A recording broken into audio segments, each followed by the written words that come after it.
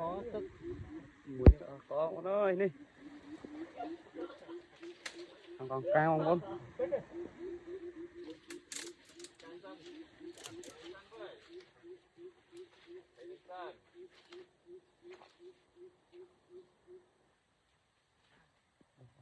con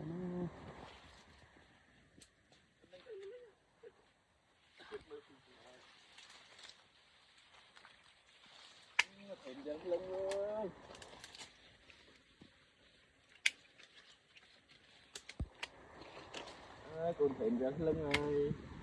tôi cô bà tập còn làm mấy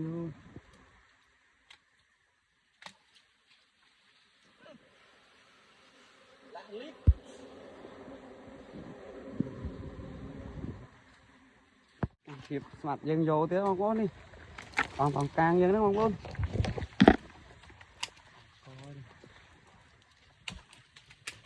bánh triệp chai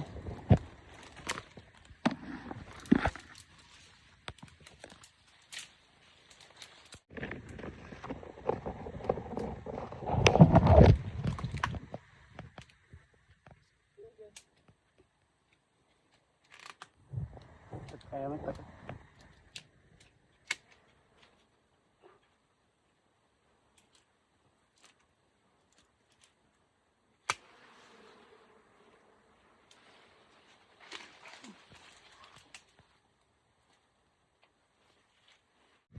wow,